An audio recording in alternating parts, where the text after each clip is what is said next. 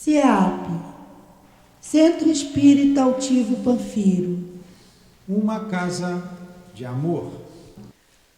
Bom dia a todos aqui presentes, bom dia aos companheiros que nos ouvem de casa. Estamos dando continuidade ao nosso estudo do Evangelho.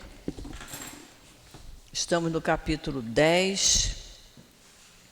Bem-aventurados que são misericordiosos. Semana passada eu estava ocupada com o estudo nosso do Encontro de Jesus, que vai ser em novembro, no dia 6 de novembro, mas hoje estamos aqui. Então nós vamos, eu vou ler só um pedacinho do estudo da semana passada, do Newton, porque é muito importante, porque eu vou fazer um comentário com relação a isso. Só um pedacinho que eu vou ler, o item 11. No item 11, está no Evangelho de Mateus, capítulo 7, item 1 e 2, ele diz assim: não julgueis para não serdes julgados, pois sereis julgados segundo houverdes julgado os outros. E com a medida com que tiverdes medido, vos medirão também a vós. Então, eu vou pedir a Sandra para fazer a prece, para nós começarmos. Senhor Jesus, estamos aqui mais uma vez, reunidos em seu nome, Senhor, para dar continuidade aos estudos do seu Evangelho. Que os guias dessa casa, seu altivo, Heitor, doutor Bezerra, nos inspire para que o estudo de hoje seja bem esclarecedor e que todos que aqui se encontrem, entendam e procurem buscar cada vez mais o entendimento do Evangelho de Jesus. Obrigado, Senhor Jesus, e obrigado, acima de tudo, a Deus que nos deu a vida, que nos concede essa bênção. Graças a Deus. Graças a Deus.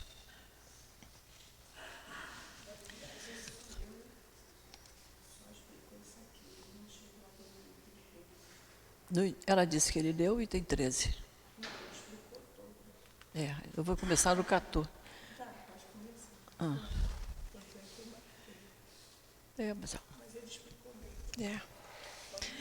Por que nós começamos lendo aqui o item 11?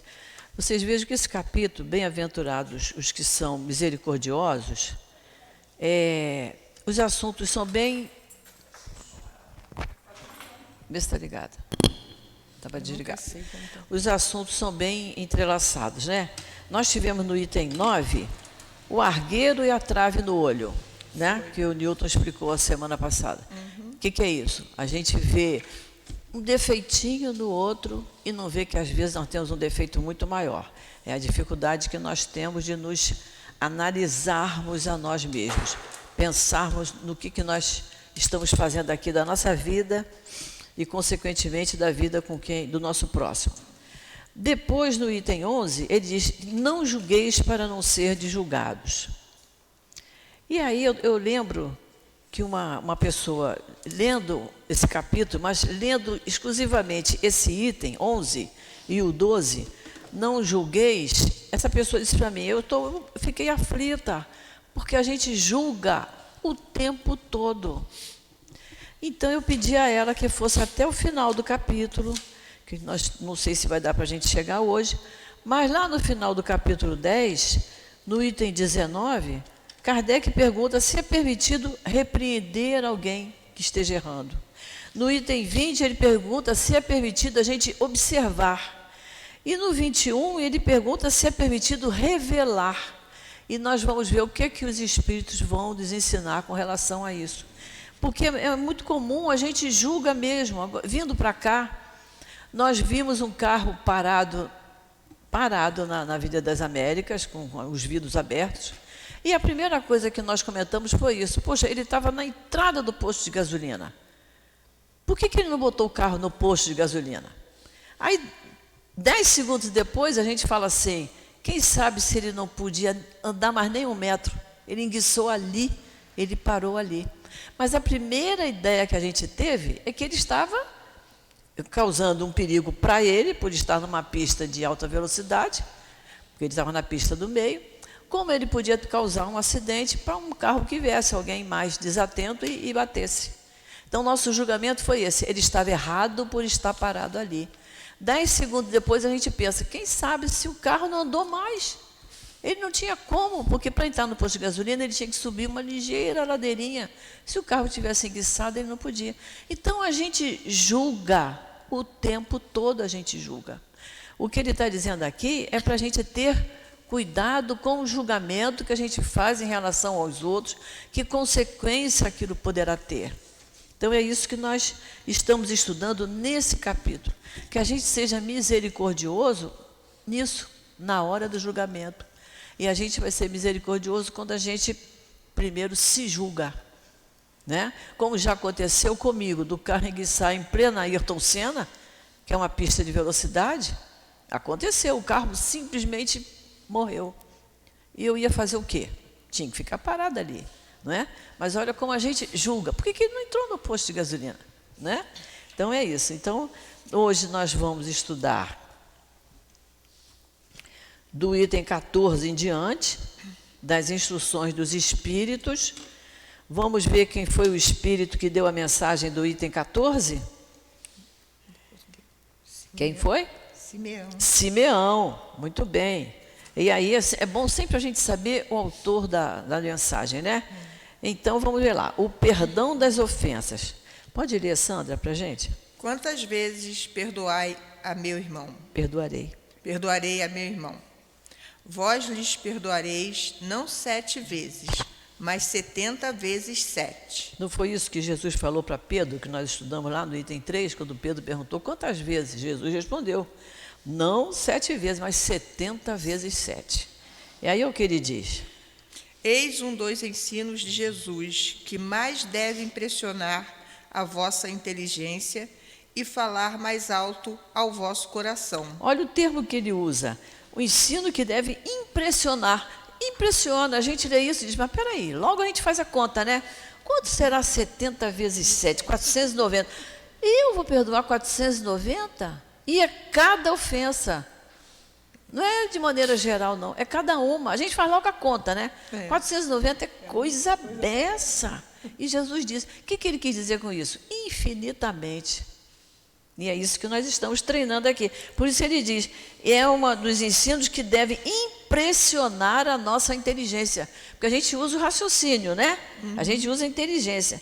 Mas isso fala alto ao nosso coração. Porque se Jesus mandou perdoar indefinidamente, como é que eu fico, né? Eu consigo fazer isso? Vamos lá. Comparai essas palavras de misericórdia com as da oração tão simples, tão resumida e tão grande em suas aspirações que Jesus deu aos seus discípulos. E encontrareis sempre o mesmo pensamento. Que oração que ele está falando? Pai Nosso. Do Pai Nosso, né? Perdoai as nossas ofensas, assim como nós perdoamos. Então, se a gente pensar bem, perdoamos, ou seja, na mesma medida. Não é isso? Por isso que ele fala lá, sereis julgados com a mesma medida que você está julgando. Porque eu digo isso no Pai Nosso. Por isso que ontem a companheira que fez a palestra aqui de manhã, ela deixou bem claro, vamos rezar o Pai Nosso, mas pensando no que estamos falando. Por isso Kardec colocou aqui no capítulo 28 a análise do Pai Nosso. Que nós não vamos rezar o Pai Nosso com aquela rapidez de rezar 7 vezes, nem 70 vezes 7. Pai Nosso no céu, santificado seja o vosso nome, venha a nós o vosso reino. Não estou pensando no que eu estou falando. Eu tenho que pensar no que eu estou falando. Então, quando eu digo, perdoa as nossas ofensas, assim como nós perdoamos, olha que responsabilidade. Quantas vezes já falamos isso na nossa vida, sem parar para pensar, eu perdoo? Eu já estou em condições de perdoar? Eu tenho dificuldade até de desculpar, não é? A pessoa pisa o meu pé, a pessoa diz, desculpa, eu digo, mas outra vez eu olho para onde está pisando. Não é isso? Se a gente não fala mais, mas tem vontade de dizer. Então, se a gente tem dificuldade de desculpar, a gente não sabe ainda perdoar. Mas a gente tem que ler isso, estudar isso, ouvir isso, muitas vezes, que a gente vai acabar aprendendo a perdoar. Jesus, o justo por excelência, responde a Pedro: tu perdoarás, mas sem limites. Perdoarás cada ofensa tantas vezes quantas ela te for feita. Ensinarás a teus irmãos o esquecimento de si mesmo, que torna uma pessoa invulnerável contra o ataque, aos maus procedimentos e às injúrias. Olha só o que ele diz, né? Ensinarás a teus irmãos o esquecimento de si mesmo. A gente entende o que é o esquecimento de si mesmo? É não me colocar em primeiro lugar. Eu estou falando, então é porque é verdade. Eu quero ser a primeira a ser atendida. Eu quero ser a primeira a ser atendida lá na fila do supermercado. Eu quero ser a primeira a ser atendida no médico. É me colocar em primeiro lugar. Então, o esquecimento de mim mesmo é não me colocar mais em primeiro lugar nas coisas. É dar a vez a quem precisa, a quem de direito, né? E ele diz que isso torna uma pessoa invulnerável quanto ao ataque. Nós já estudamos isso lá no item 6. Em que é uma pessoa invulnerável ao ataque? É uma pessoa que está sendo envolvida, né, por uma capa de proteção. Ela não está mais sujeita a ataques. Então, isso acontece, a gente percebe isso, né? Quando a gente tem o hábito de orar. Oi, Guilherme, fala. Estou falando com o que Jesus aqui é sensacional, porque essa pessoa invulnerável, na realidade, trata-se do próprio Jesus, que está dizendo a Pedro que, por analogia, a água da piscina não se troca, se trata, né? E ele, sabedor que Pedro iria cometer tantos equívocos com relação a ele mesmo, já aqui aplicava, né, essa invulnerabilidade. Ou seja, Jesus estava falando dele próprio, dando o exemplo daquilo que seria vivido logo a seguir. E mostrando que qualquer um poderia se tornar invulnerável desde que ensinasse aos seus irmãos e praticasse o ato do esquecimento de si mesmo, não é? Ele diz aqui, ensinasse que os maus procedimentos e as injúrias é que nos deixam vulnerável. Quando a gente tem um mau procedimento, um mau pensamento com relação a alguém, o que acontece? A gente passa a se tornar uma pessoa amarga, desagradável, e os espíritos brincalhões, não é? Aqueles levianos, se aproximam de nós e utilizam o nosso mau humor, a nossa maneira errada de pensar, os nossos pensamentos atravessados. Então, ele diz aqui, olha, que ensinar aos seus irmãos o esquecimento de si mesmo torna uma pessoa invulnerável. Uma pessoa, não é? Não era, Jesus era invulnerável, mas ele está dizendo que isso torna uma pessoa invulnerável contra os ataques, contra os maus procedimentos e as injúrias que outros possam nos causar. Que a gente passa a sentir que a pessoa que está me fazendo uma injúria com relação a mim, ela não tem ainda não aprendeu o que nós estamos aprendendo, ela vai chegar lá. Então, que aquilo não me magoa, ninguém gosta de ouvir uma injúria, ninguém gosta. Mas a gente já vai aprendendo como diz o Evangelho, deixe que fale o mais tolo. Não é? Se está dizendo uma coisa que eu não sou, aquela pessoa é uma pessoa tola, que não sabe o que está dizendo. Né? Então, é isso que a gente tem que ter, a gente vai aprendendo a ter esse comportamento. Serás manso e humilde de coração, não medindo jamais a tua mansuetude. Farás, enfim, o que desejas que o Pai Celeste faça por ti. Ele não está sempre a te perdoar? Ele conta o número de vezes que o seu perdão vem apagar as tuas faltas? Ele está sempre a nos perdoar, porque nos dá sempre uma segunda oportunidade, como a gente vê através do nosso estudo da reencarnação. A gente comete erros, então a gente reencarna para aprender a não errar mais, para aprender a se analisar, para cair em arrependimento, nós mesmos nos arrependemos e pedimos a Deus uma nova opção, uma nova oportunidade. Então, é Jesus, é Deus quem nos perdoa. Nós podemos ser perdoados por um semelhante a qual eu cometi uma maldade com ele, fiz uma coisa ruim com relação a ele. Então ele diz, eu te perdoo. Como nós podemos perdoar aqueles que nos fazem mal. Agora, se eu não for pedir perdão àquela pessoa, outra pessoa não pode dizer que eu estou perdoada. Não sei se vocês estão entendendo. Às vezes, em determinadas religiões, se a pessoa fizer determinadas coisas, seus pecados já estão perdoados. Não. Não estão. Quem perdoa é Deus, quem perdoa é Jesus. E eu posso perdoar, desde que aquela pessoa venha e me peça perdão. Eu tenho que perdoar. Porque aquela pessoa humildemente se arrependeu, caiu em si e veio a mim e pediu. Eu cometi um erro, eu magoei alguém, eu vou chegar perto dessa pessoa e vou pedir perdão. Porque eu humildemente fui pedir e ela me perdoou. Agora, se não houver essa reconciliação, essa aproximação, se eu fiz um mal a uma pessoa e chegar para o Newton, que é o presidente da casa, e disser, Newton, olha, eu prejudiquei aquela pessoa, eu maltratei, eu cometi uma calúnia, aí o Newton diz assim, traz 5 quilos de feijão que você está perdoada. Isso não existe. Isso não existe. Eu tenho que chegar para aquela pessoa e me reconciliar com ela e pedir perdão a ela. Entendeu? Não existe uma autoridade aqui na Terra que nos perdoe, independente do que mande a gente fazer.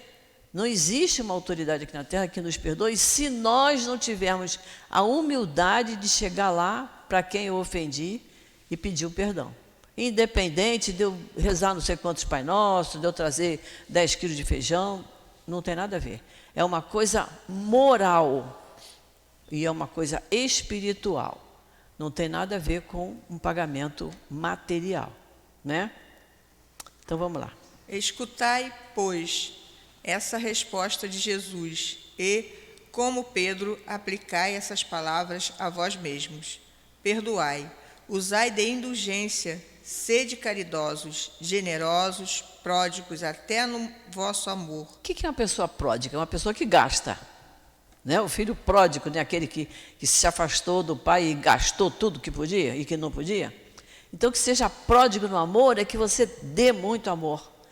É que você esbanje o amor. Que é isso que Jesus queria. Que nos amássemos uns aos outros, como Ele nos amou. É um amor sem fim. É um amor infinito. É isso que Ele quer dizer, que seja pródigo no vosso amor. Ame muito. Dai, porque o Senhor vos restituirá. Perdoai, porque o Senhor vos perdoará. Abaixai-vos, porque o Senhor vos erguerá. Humilhai-vos, porque o Senhor vos fará sentar à sua direita. Muito bem, pode continuar. Continua. Ide, meus bens amados, escutai e comentai essas palavras que vos dirijo por ordem daqueles que, do alto dos esplendores celestes, olha sempre para vós e continua com amor a tarefa ingrata que começou há 18 séculos. Olha só o que ele diz, falando para nós. Ide, meus bem-amados, estudai e comentai. Mas antes de comentar, estudar. Senão, eu vou fazer um comentário errado. Eu vou dar a minha opinião. E eu tenho que dar a opinião de Kardec. Então, quem vem aqui fazer a palestra nas reuniões públicas, a pessoa não pode dizer, eu digo para vocês, eu acho. Não, não é eu acho. Foi Kardec que falou, foi Leon Denis que falou. E tem que ser espíritos assim, espíritos de luz, que nos orientam. Não é pegar qualquer livro de uma pessoa, às vezes até ateu, mas é muito inteligente, diz uma coisa e eu chegar aqui e pregar o que essa pessoa está falando. Não é isso. Ele está mandando eu estudar as lições de Jesus, os ensinamentos. Depois que eu estudar, que eu entender, que eu compreender e que eu fixar, aí eu passo esse conhecimento. Aí ele diz, estudai e comentai. Ele não está dizendo pregai, ele não está dizendo para a gente envolver as pessoas com o nosso conhecimento. Nós não podemos fazer isso. Nós não podemos chegar perto de uma pessoa que é de outra religião, que não tem o conhecimento que nós estamos adquirindo através do Evangelho, e chegar e querer tentar convencer aquela pessoa e passar para o nosso lado. Cada um tem o seu momento que a gente tem que respeitar. Dona Gracilde, Fala, Guilherme. Vale a pena observar que Kardec ele usa a palavra instruí-vos, que é diferente de informais, né? Porque a informação ela não pressupõe um juízo, né? Uma análise. Já o instruí-vos, ela carrega em si o juízo, ela procura a causa daquilo que motivou o que está sendo estudado. Né? Isso é muito importante, a gente prestar atenção nas palavras, porque ainda que elas pareçam, elas não são iguais. Não são iguais. O instruí-vos é mais no sentido de que você estudou, se instruiu, porque você aprendeu, né? Você guardou aquilo, aprendeu. Alcançou a consciência. Alcançou. A informação ela pode ser corriqueira. Ela pode ser uma informação sem fundo de verdade. E sem o fundo de verdade. É por isso que ele fala isso aqui, né? Estudai e comentai. Comentai de acordo com o que você estudou e aprendeu, né? Vamos.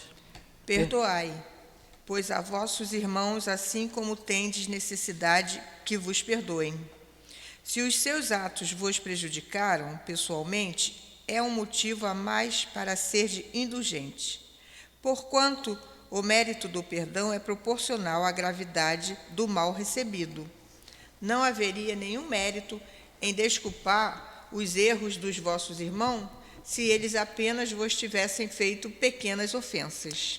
Nos evangelhos da fé, os mais antigos, ele diz assim, se tivessem feito pequenos arranhões, quer dizer, coisa mínima, né? É como você está andando e a pessoa dá uma esbarrada em você. Aí a pessoa fala, desculpa, né? E, em geral, o outro não diz, pô, não, que nada, tudo bem, né? Em geral, a pessoa dá uma respirada assim e continua andando, zangadinho. Quer dizer, foi um pequeno arranhão, um pequeno empurrãozinho. Então, ele diz, o mérito do perdão é proporcional à gravidade do mal. Porque se a pessoa esbarrou no outro, nem é nenhuma questão de perdão, é uma questão de... Mas tem gente que pede perdão. O meu marido é um que dificilmente ele fala desculpa, ele fala perdão. Né? Usa essa palavra. Às vezes até não está nem ligado no sentido profundo do perdão. Mas ele diz que o mérito está na gravidade do problema. Se a pessoa te esbarrou em você e você diz está perdoado, isso é uma coisa pequenininha. Agora, se você foi prejudicado no seu ambiente de trabalho, se você foi prejudicado por um vizinho, se você foi prejudicado por um parente que passou a perna em você, é uma coisa mais séria, mais grave. E se você perdoou, tem muito mais mérito do que aquele esbarrão que você levou na rua. Não é verdade? É isso que ele está falando. Né? A gravidade do mal. Ele diz, não haveria nenhum mérito em desculpar. Olha, já está usando a palavra desculpar, que é mais brando. Os erros dos vossos irmãos, se eles apenas vos tivessem feito pequenas ofensas. Uma coisa mínima. Não custa nada você desculpar, não é nem o caso de perdoar, né? Espíritas, não vos esqueçais nunca de que, tanto por palavras como por ações, o perdão das injúrias não pode ser uma palavra sem valor. Olhem que ele está falando para nós, espíritas, bem direto, né? Não, a palavra perdão não pode ser uma palavra sem valor. Isso é muito sério. Se vós dizeis, espíritas, que de fato o sejais, esquecei o mal que vos tenham feito e só pensai em uma coisa, no bem que podeis fazer. Aquele que entrou nesse caminho não deve afastar-se dele nem mesmo em pensamento, porque vós sois responsáveis pelos vossos pensamentos, que Deus conhece. Que Deus conhece os nossos pensamentos. Você vê que quando eles falaram assim, como é que ele sentou à mesa, lá no capítulo 8, né? Como é que ele sentou para fazer a refeição e não lavou as mãos? O camarada pensou, e Jesus virou para ele e falou, vocês estão muito preocupados com o que está por fora, e não estão preocupados com o que está por dentro. Ali está bem claro, a pessoa não falou, ela pensou, e Jesus percebeu. Então ele diz aqui, que Deus conhece os nossos pensamentos. Ele diz, pensai no bem que podeis fazer. Aquele que entrou nesse caminho, que caminho? O caminho do bem, o caminho do estudo do Evangelho, dos ensinamentos do Cristo. Esse que entrou nesse caminho não pode afastar-se dele nem por pensamento. Então, nós que estamos estudando o Evangelho, nós que estamos estudando o Livro dos Espíritos, nós que estamos na Casa Espírita, estudando as obras de Kardec, quem está estudando outras obras, Leon Denis, André Luiz, a gente tem que ter mesmo essa censura com os nossos pensamentos. Eu tenho que dizer assim, eu não posso mais pensar isso. Eu não posso mais usar esse tipo de vocabulário, essa palavra. Eu não posso mais olhar para aquela pessoa com um olhar ruim, porque um dia ela me disse uma coisa errada, eu não posso mais fazer isso. Eu tenho que me modificar. Por isso a doutrina espírita prega a reforma íntima. Eu preciso me reformar. E como é que a gente reforma a nossa casa? Né, para ficar limpa, né, para ficar mais agradável. Então, quanto mais eu trabalhar a minha reforma, mais eu limpo os meus pensamentos, meus sentimentos, meu vocabulário. Não é isso? E eu me torno uma pessoa mais agradável ao meu próximo, porque essa pessoa sabe que se for conversar comigo, eu não vou destratar, eu não vou dizer uma palavra que ofenda, eu não vou dizer. Então, a gente se torna mais agradável. Então, vamos lá. Fazei, pois, que eles sejam desprovidos de qualquer sentimento de rancor. Deus sabe o que está no íntimo do coração de cada um. Olha que interessante essa frase. Primeiro ele diz que Deus conhece os nossos pensamentos. Depois ele diz que Deus sabe o que está no íntimo do coração de cada um. Nas edições antigas dizia que Deus sabe o que demora no coração. O que demora é aquilo que você diz assim, não, eu já perdoei, não tem problema não. Se passar por mim, eu até falo, cumprimento. Mas está demorando o ressentimento lá dentro. Não tirou, né? Não tirou. E Deus sabe, mesmo que você diga, olha, eu já perdoei, já esqueci, blá, blá, blá, se tiver uma pontinha de ressentimento, Deus sabe. Esse é que ele está falando. Então, Deus sabe o que está no íntimo do coração de cada um. Deus sabe o que demora, o que custa sair, porque custa, não custa? Quando a gente é ofendido, que a gente é magoado, custa sair. Mas a gente tem que fazer um esforço, né? Então, vamos lá. Feliz, pois, aquele que pode a cada noite adormecer dizendo, nada tenho contra meu próximo. Simeão. Simeão. E aí isso nos lembra aquela questão 919A, Livro dos Espíritos, quando o Santo Agostinho recomenda que à noite a gente faça aquela avaliação, né? Uma das frases é essa, eu não tenho nada contra o meu próximo, não tenho não. Hoje eu não magoei ninguém, hoje eu não eu não desrespeitei alguma coisa, não é? Hoje eu não fui magoado, eu fui desrespeitado, eu estou me esforçando para perdoar. Aquela análise, né? A gente só tem que ter um pouquinho de cuidado para não ficar com insônia por causa disso. Porque dependendo das culpas e das preocupações, você não dorme. Então, que não faça isso com a cabeça no travesseiro. Faz sentada primeiro, para depois que resolver tudo, vai dormir. Senão, não dorme. O item 15 é uma mensagem de Paulo, apóstolo. Então, vamos lá. Item 15. Perdoar aos seus inimigos é pedir perdão para si mesmo. Por que ele diz isso? Perdoar o inimigo é pedir perdão para si mesmo. Porque perdoando o inimigo, você está se limpando, né? Você está se renovando, você está se reformando. Então, quando você perdoa o inimigo, você está fazendo bem a você mesmo. Porque a nossa consciência fica mais tranquila, eu não estou guardando ressentimento mais daquela pessoa. Então, perdoar o inimigo é pedir perdão para si mesmo. Perdoar os seus amigos é lhes dar uma prova de amizade. Perdoar as ofensas é mostrar que se está melhor. Perdoai, pois, meus amigos, a fim de que Deus vos perdoe, porque se fordes duros, exigentes, inflexíveis, se usardes de rigor, mesmo para uma leve ofensa, como podereis querer que Deus esqueça de cada dia tendes mais necessidade de indulgência? E o que é indulgência? A indulgência, dizia já o professor José Jorge, nosso amigo, responsável aqui pelo nosso salão, que é a disposição para perdoar. A pessoa que usa de indulgência, ela já está trabalhando o perdão dentro dela. E ele dizia mais, né? Que o indulgente tolera, mas ele não compartilha do mesmo pensamento.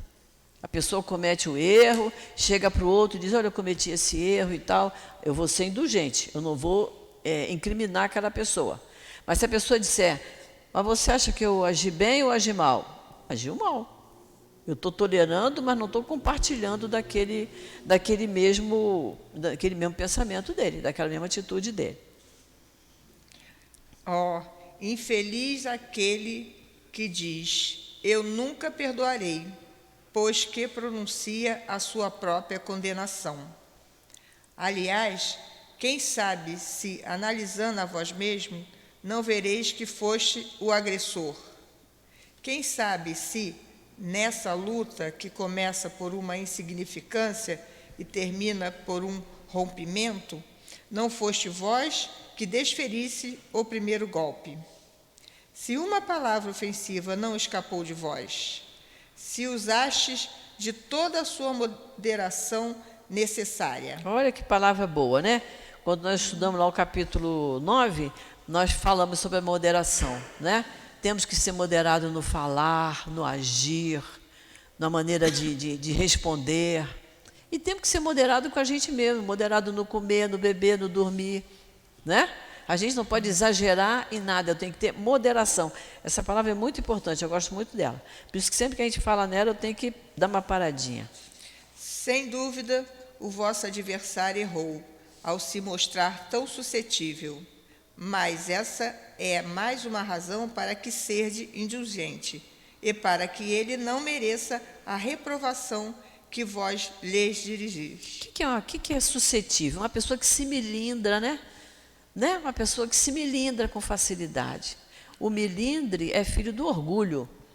Né? Primeiro a pessoa se melindra, fiquei muito magoada com aquela situação, uma coisinha de nada, né? Daí a ela ser uma pessoa orgulhosa e que nunca vai perdoar, é o que ele diz aqui, nunca perdoarei.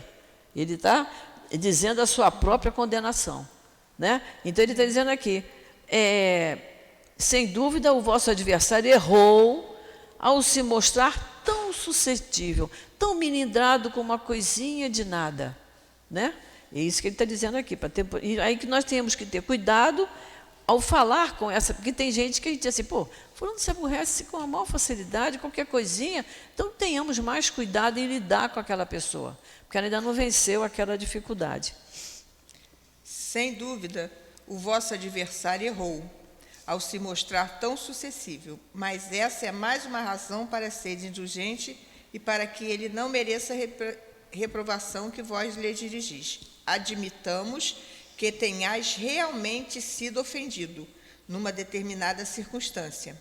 Quem pode afirmar que não envenenaste o fato por represália e que não fizeste degenerar em grave aborrecimento o que poderia facilmente ter caído no esquecimento? É aquela coisa da valorização. A pessoa diz uma coisa que você não gosta, aí você valoriza aquilo, comenta, passa o dia inteiro falando naquilo. Aí ele está dizendo, né? Quem pode afirmar que você não envenenou o fato? Ou seja, você não valorizou demais, ficou toda hora relembrando aquilo, né? Quem sabe se não foi isso?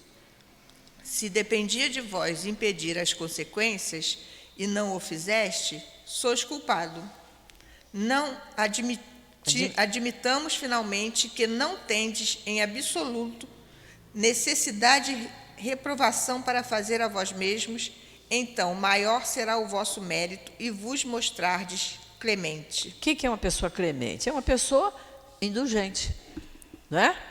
Ela tem a facilidade de entender, de desculpar o outro, né? A clemência é uma pessoa equilibrada, uma pessoa calma. Há, porém, duas maneiras bem distintas de se perdoar: o perdão dos lábios e o perdão do coração.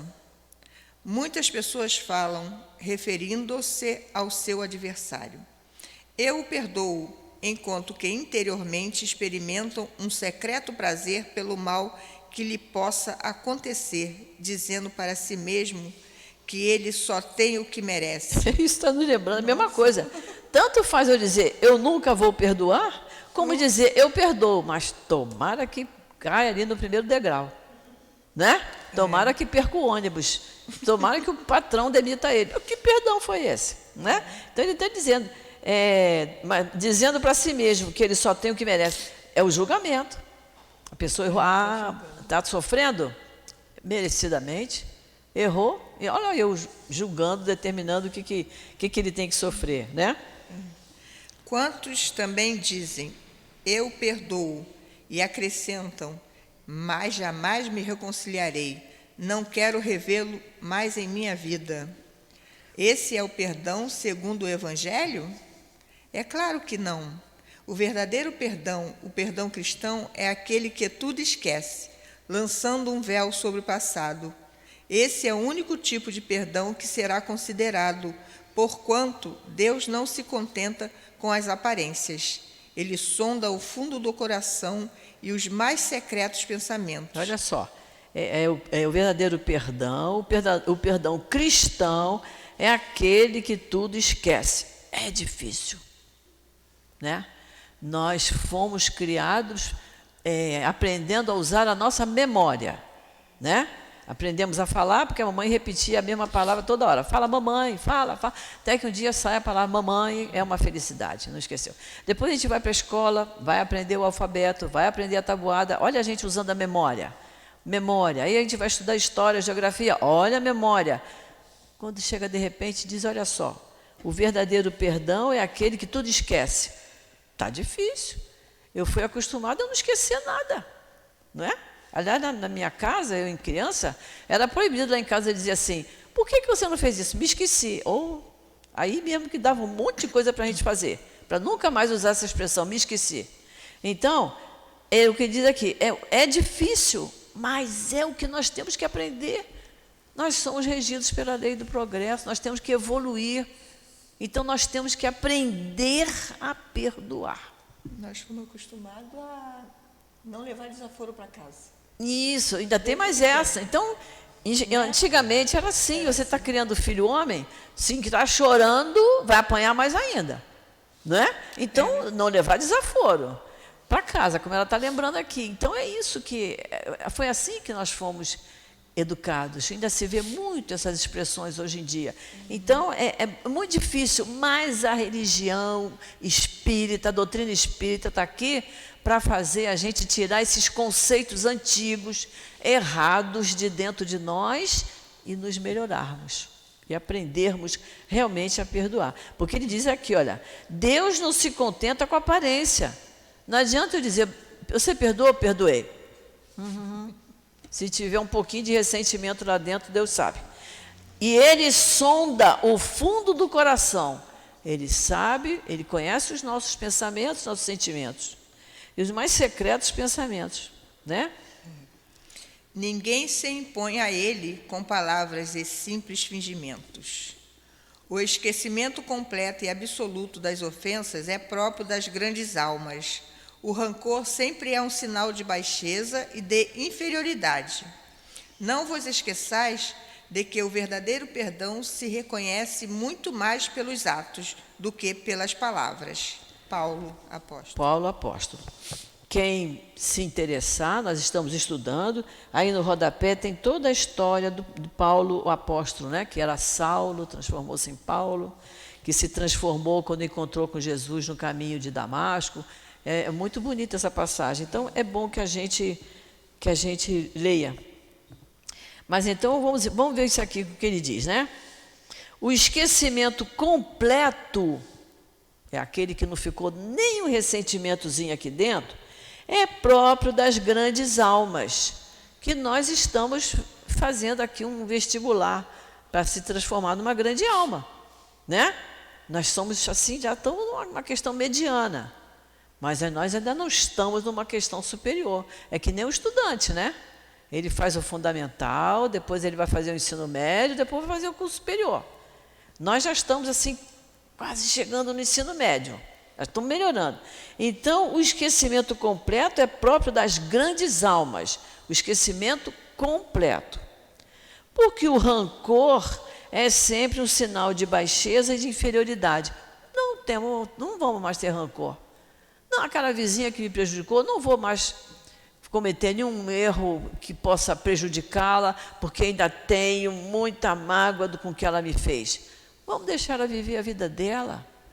Já dizia uma pessoa muito querida, que, coitada, analfabeta, ela dizia assim para mim, quando eu era garota, ela dizia: temos que rezar para o inimigo ser feliz, porque ele sendo feliz, ele me esquece. Olha que coisa interessante. Era a maneira dela analisar os fatos. A pessoa fez uma maldade com relação a ela, e ela dizia: eu vou rezar para ele ser bem feliz, porque ele feliz, ele me esquece.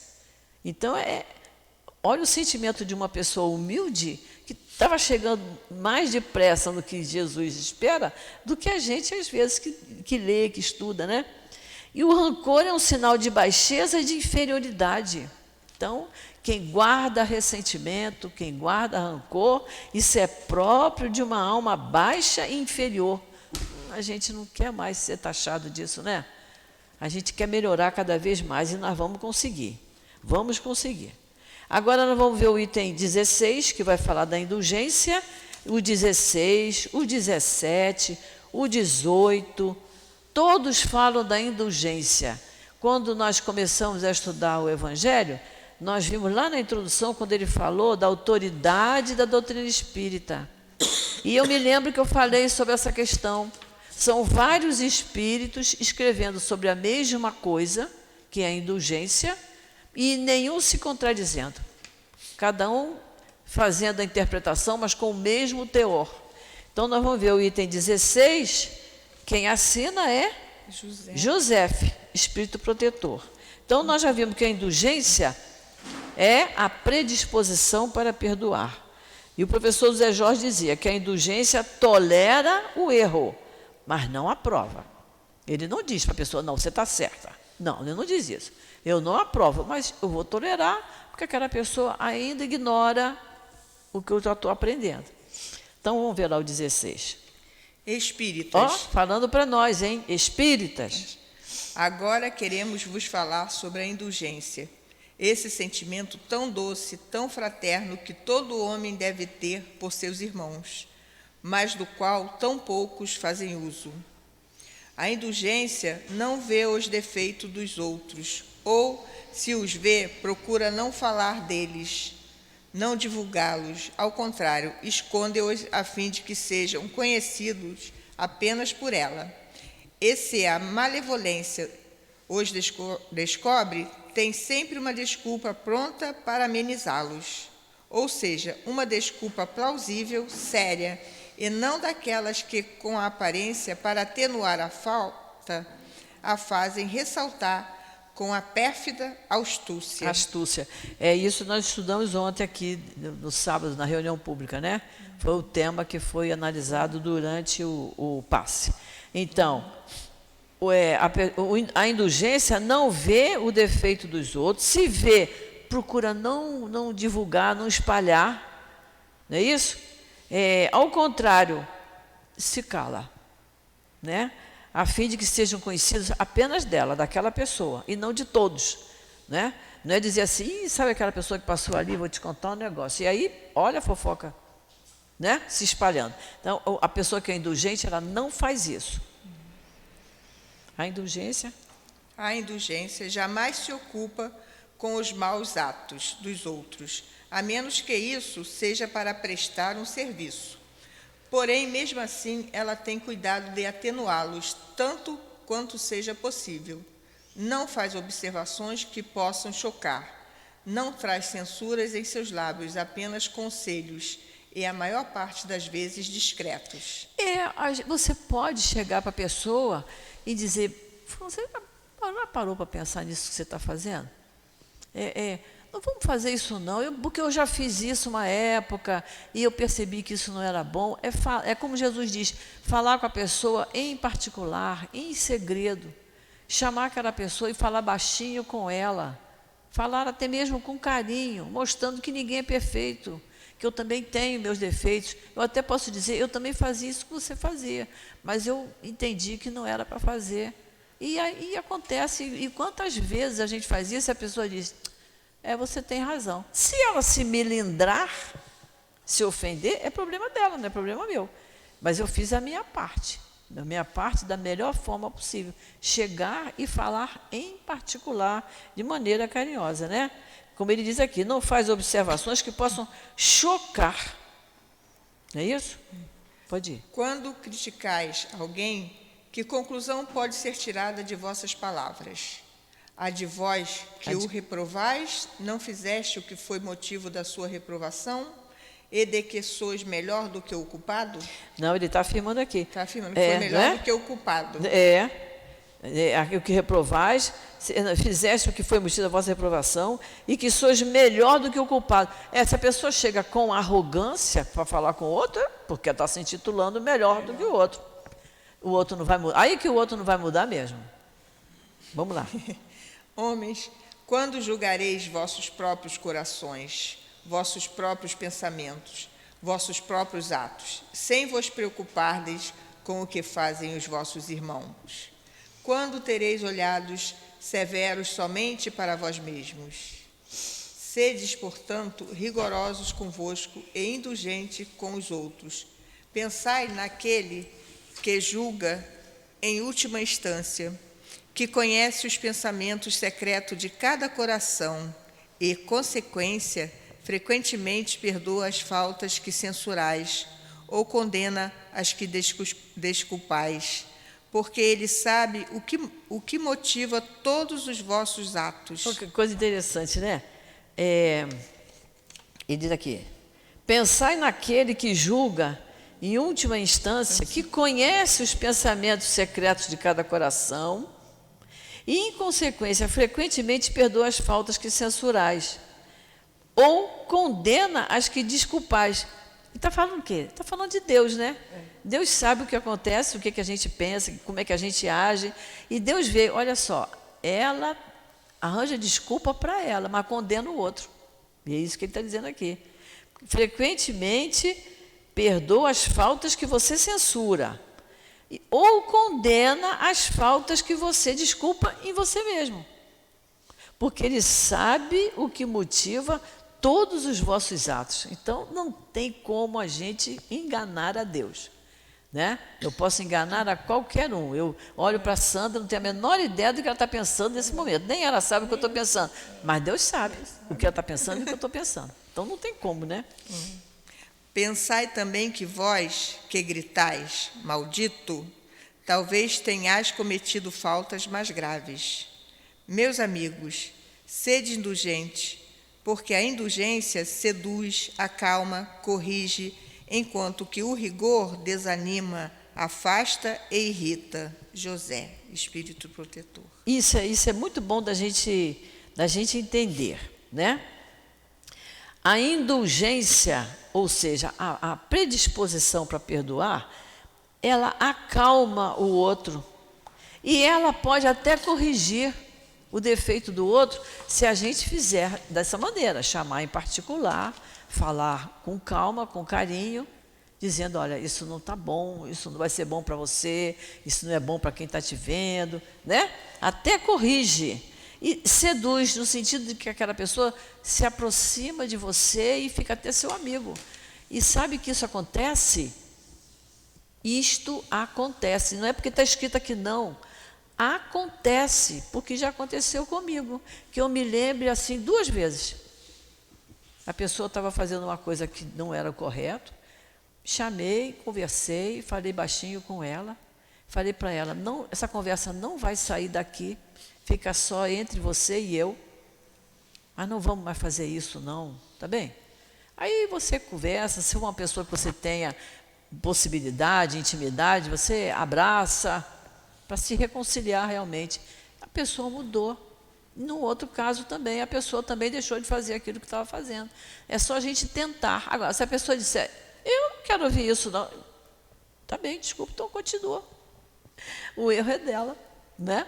O fracasso é dela, não é de quem está conversando com ela, né? E o rigor desanima, afasta e irrita. Porque às vezes a pessoa está fazendo aquilo por desconhecimento, por ignorância, até por ingenuidade. Ela não parou para pensar que aquilo não é o correto. Aí a pessoa diz, você está vendo o que você está fazendo? Com o dedo assim, rixe. A pessoa diz, eu bem, estou aqui achando que estou fazendo o que é certo, eu vou me embora. E vai embora. É a maneira de falar, né? A gente tem que ter uma maneira correta de falar. Então vamos lá para o 17. O 17, João. Vamos lá. Sede indulgentes com as faltas dos outros, quaisquer que sejam. Julgai com severidade unicamente as vossas ações. O Senhor será indulgente convosco, assim como usardes de indulgência para com os outros. É com a mesma medida, né? Vamos lá. Apoiai os fortes, encorajai-os a ser perseverantes, fortificai os fracos, mostrando-lhes a bondade de Deus, que leva em consideração o mínimo remorso. Mostrai a todos o anjo do arrependimento, estendendo suas brancas asas sobre os erros humanos, ocultando-os assim dos olhos daquele que não pode ver o que é impuro. Ele usou o anjo do arrependimento, bonito isso, né? A impressão que dá. Mas que Deus leva em consideração o mínimo remorso. O que é o remorso? É você cair em si e dizer, não podia ter feito aquilo. E me arrependi, estou arrependida. Aí, quando eu tenho remorso, me arrependo, eu tenho vontade de reparar o meu erro. E Deus percebe isso e nos dá a oportunidade. Compreendei todos vós a misericórdia infinita do vosso Pai, e não esqueçais jamais de lhe dizer por vossos pensamentos e principalmente por vossos atos. Perdoai nossas ofensas, assim como perdoamos aos que nos têm ofendido. Compreendei bem o valor dessas sublimes palavras, em que não só a letra é admirável, mas também o ensinamento que elas contêm. Muito bem. O que pedis ao Senhor quando implorais que Ele vos perdoe? Será somente o esquecimento de vossas ofensas? Esquecimento que vos deixa no nada? Porquanto, se Deus se limitasse em esquecer as vossas faltas, Ele também não vos puniria, mas também não vos recompensaria. Quer dizer, o que é no sentido, então ele também não vos puniria? Punir é no sentido de educar, não é? Quando o nosso filho comete um erro, não adianta eu pegar e dizer assim, senta aí de castigo, estou aborrecida com você. Não vai adiantar nada, eu tenho que explicar a ele por que ele está de castigo, não é isso? E também não é deixar ele uma tarde inteira de castigo. O que a gente faz? A gente bota um pouquinho, depois chega para ele e conversa. Você não acha que você fez errado? Você está arrependido? Você vai fazer outra vez? A gente não conversa? A gente conversa com o filho, a gente conversa com o neto, dependendo do que a gente já tenha. Então, não deixar ele no castigo eterno. Que é isso que a gente sabe, que não existe castigo eterno. Porque Deus nos dá oportunidades. Então, ele diz, compreendei bem o valor dessas palavras. Quando ele diz, perdoa as nossas ofensas, assim como nós perdoamos, na mesma medida. E depois ele diz que o esquecimento, o que pedis ao Senhor quando implorais? Será somente o esquecimento? Senhor, esquece o que eu fiz. Não vamos pedir isso. O esquecimento que vos deixa no nada. Porquanto, se Deus se limitasse a esquecer as suas faltas, Ele não puniria, ou seja, Ele não me educaria. Eu não melhoraria, eu não mudaria as minhas atitudes. Mas Ele também não me recompensa. Não é isso? Quem vai para o castigo eterno, também não tem recompensa. E a gente sabe que quando a gente faz a coisa certa, a gente tem a recompensa. Quando o arrependimento é verdadeiro, o Espírito reencarna para reparar aquele mal, mas não através de uma dor terrível, não. É através, ele vai mostrar que ele se arrependeu. Ele vai mudar as atitudes dele. Deus não pune severamente aquele que realmente se arrependeu e que tem desejo de reparar o mal.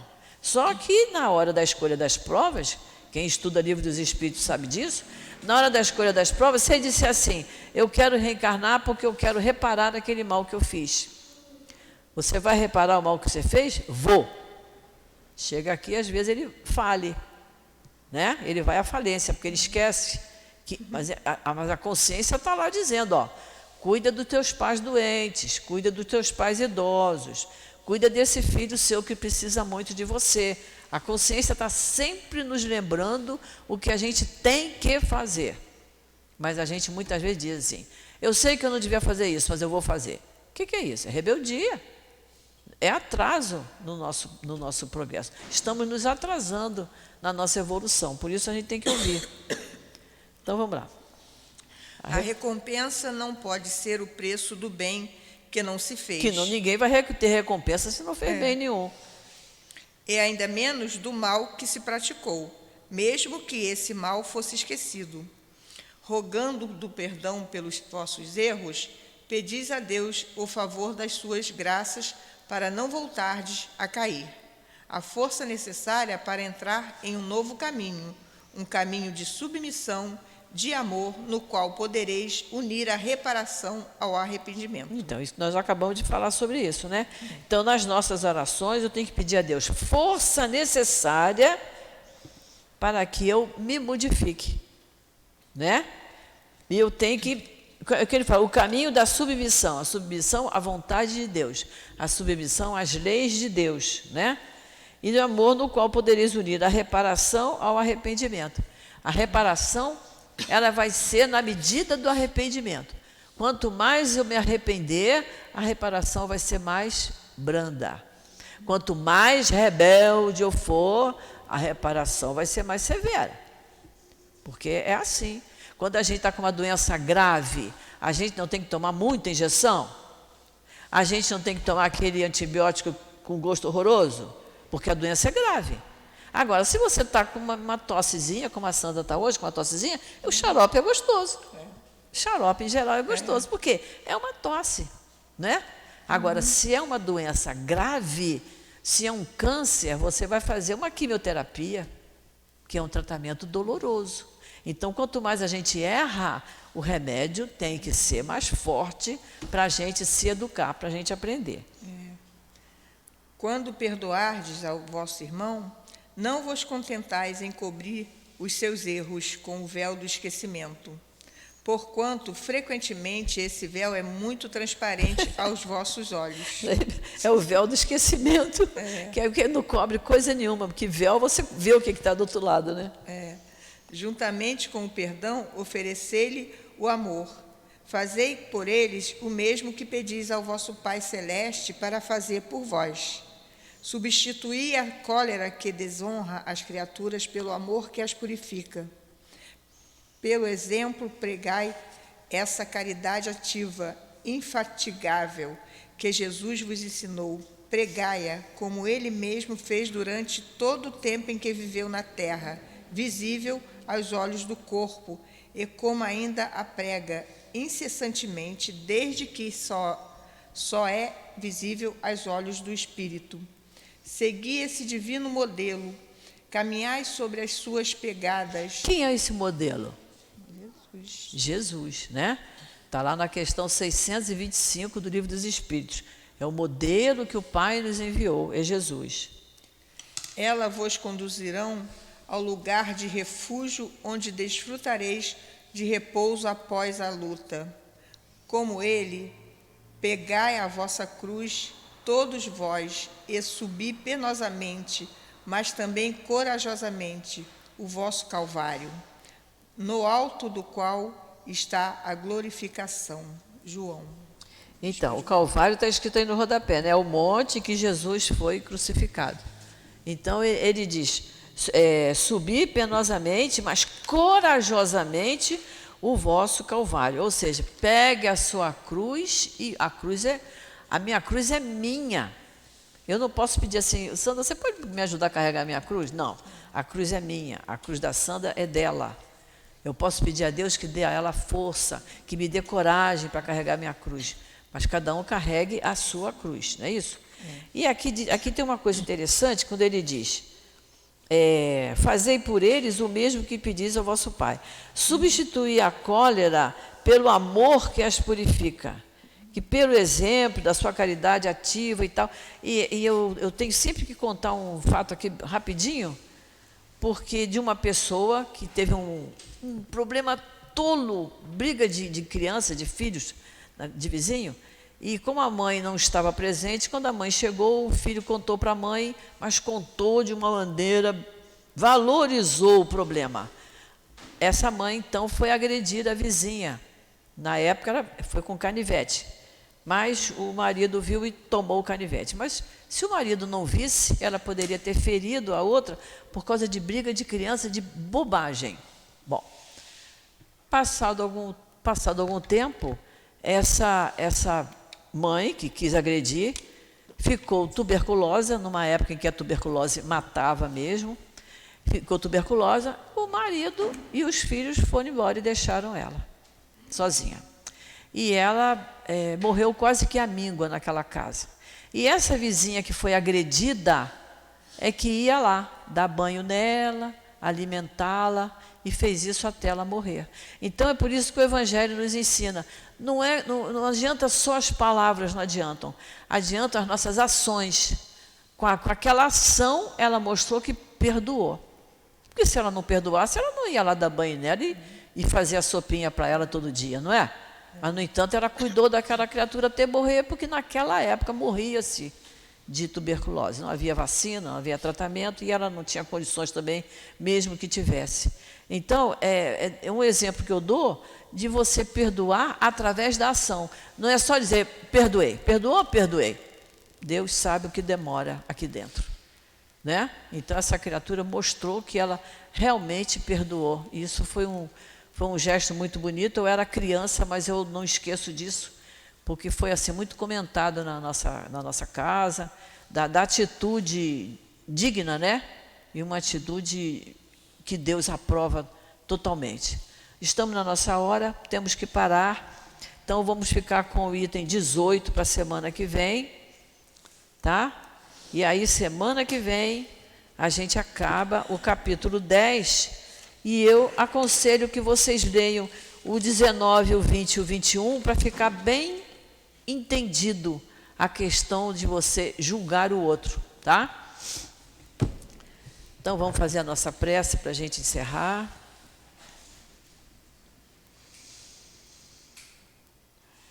Querido Jesus, nosso mestre, nosso amigo, nós te agradecemos, Senhor, por iniciarmos o nosso domingo aqui na nossa casa espírita, estudando o teu Evangelho. Que possamos, Senhor, valorizar esta grande oportunidade que nós temos de estudarmos a doutrina espírita, que tanto nos esclarece, nos equilibra, nos acalma e nos faz enfrentar com mais coragem as nossas dificuldades do dia a dia, porque ainda a temos muitas, Senhor. Mas te pedimos, Senhor, que essa mesma fé, que essa mesma coragem envolva a todos aqueles que sofrem, que também são muitos. E te pedimos, Jesus, que nos abençoe, que nos ampare, que permita que nossos anjos de guarda estejam sempre junto de nós, nos intuindo a fazermos sempre as melhores escolhas.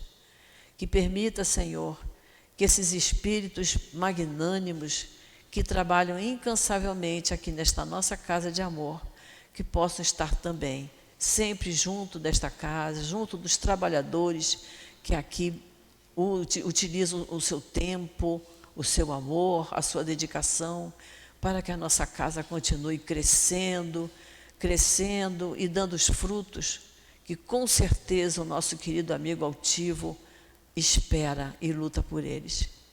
Então, Jesus, em teu nome, em nome de Emanuel, patrono do nosso curso, em nome desses espíritos queridos, em nome de Deus, pedimos a tua permissão para encerrarmos esse momento de estudos e de reflexão em torno do teu Evangelho. Graças a Deus que assim seja.